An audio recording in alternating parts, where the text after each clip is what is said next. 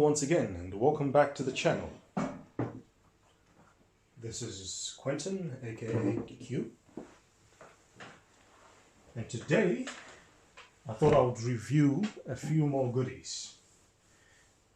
Starting off with something in particular for the PS5. Because the PS5 is one of those consoles of the moment, and now that slowly we might start seeing a lot more people getting their hands on them, I wanted to figure out something else that could help prolong the battery. So what I have here is the PS5 controller battery power pack. We're going to unbox this unit, and also we're going to test this unit. I'm going to show you what I think, and then we'll go from there.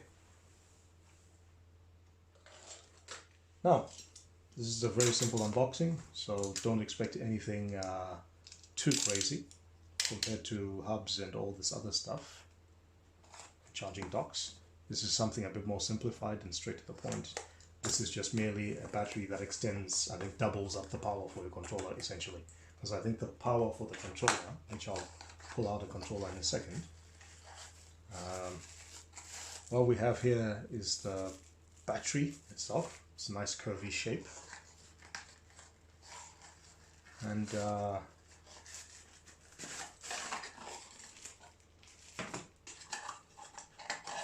decent length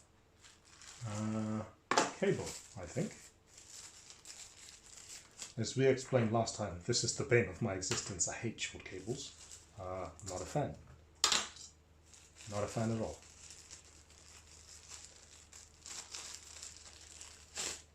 Okay, so that's a fairly lengthy cable. I'm guessing 95 centimeters, which to me, regardless, doesn't matter. And I think there's this manual in there, but I don't think we'll need it. Now, with that being said, I've actually opened up another unit. I bought a second one. Before we get into it, this is an Anko product, again from Kmart. I saw these on special not too long ago. They were about $5. To put that into perspective, that's maybe $3 US or something. That's nothing for an extra battery pack. Again, I can't tell you how good these things are or how long they will last. What I will say is, number one, let's look at the input. The input here is 5 volts and 1 amp. Output is 5 volts and 600 milliamps, okay? What I seem to see here is a sticker. I haven't peeled off the sticker, but I'm guessing that these things can even work with a pass-through, or they have a pass-through feature. This one that I have here has been used briefly, so how you know that this thing actually works or has power is you press it on and it'll indicate, it'll highlight four dots when full. So to actually illustrate that, I'm going to bring my power board and I'm going to plug it in, okay, just to show you what the charging cycle would look like. Okay, so not showing anything. That's my fault. Let me switch it off. So to switch it off, what I would... well, there you go. So please tell me that there's something going on there. Let's have a quick look. Not saying anything. Interesting. Huh. I wonder if I'm getting enough power or something is not settled properly.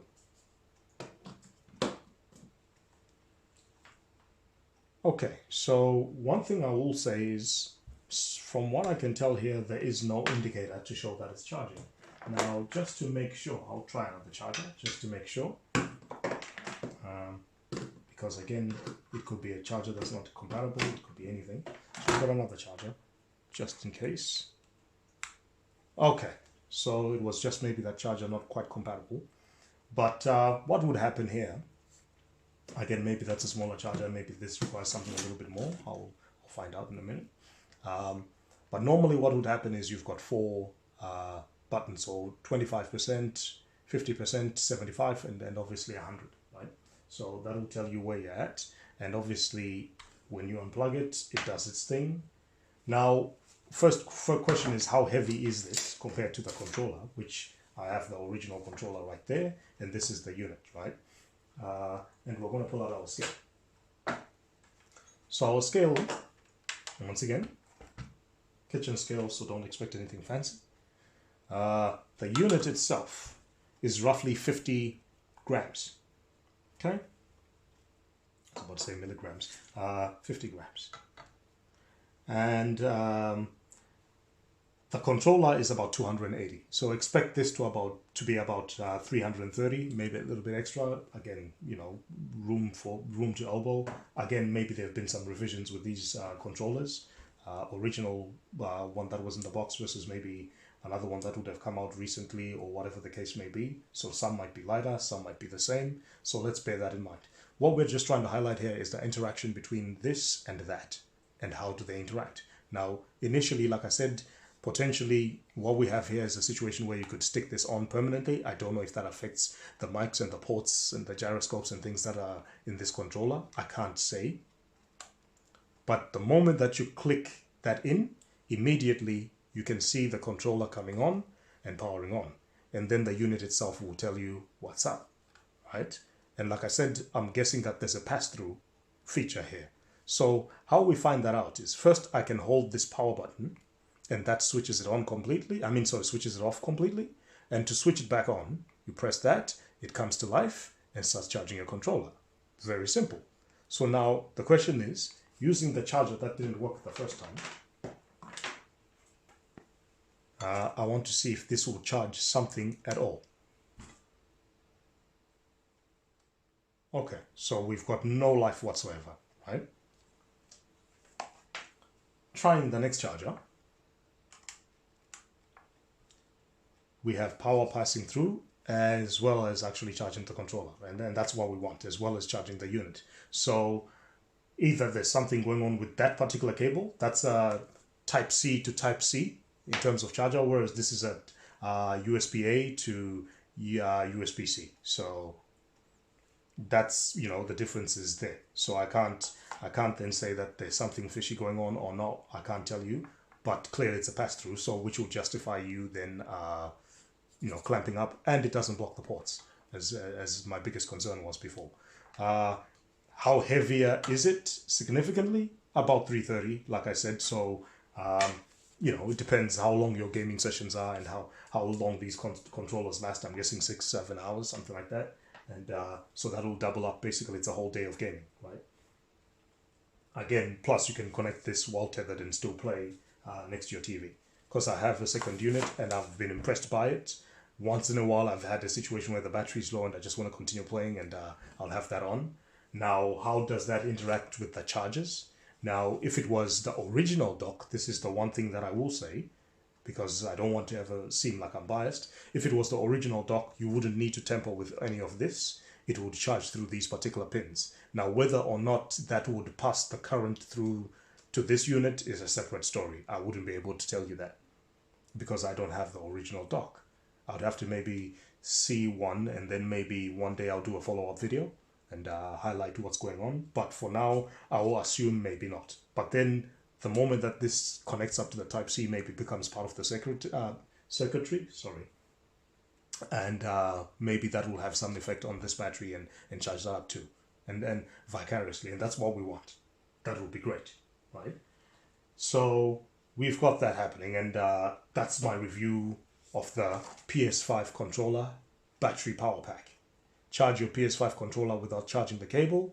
1500 milliamp battery capacity, LED level indicator. It does its job and it works. That I will tell you. So, and it comes with a decent cable, right? So, before I go, actually, quick question just to sort of figure out. I thought I'll pull out my generic hub, because my generic hub, I try to use it to test things just to see how things interact. Some things will charge, some things won't charge. Sometimes it's the hub's fault, and sometimes it's just maybe different circuitry or different types of wiring that affect these units. So I wanted to see, just out of curiosity, what the interaction between these two is. And, interestingly enough, the pass-through works. And that's great. And that's really what we're after here. So, good to go. If I do come across any of these other alternative dual charging docks, I will review some of them if they're priced well. And I will see how they interact with the pins especially if I can find the ones that charge via pin, and see what that looks like, and where you go from there. But the cool thing about this is for people who still want to use the other headsets, like an A40 or one of those sort of cables with a 3.5 or the auxiliary cord, at least you're not going to be blocking that, and you can still play while charging passively, right? So, and that's what you want via pass-through, sorry, and go from there. So this works 100%. So thumbs up on this one. Thumbs up. They did a good job. Thank you once again, and please like, subscribe, comment, message me, let me know what I can do better, and we'll eventually try to get to that particular goal and do better. Thank you very much. See you on the next one.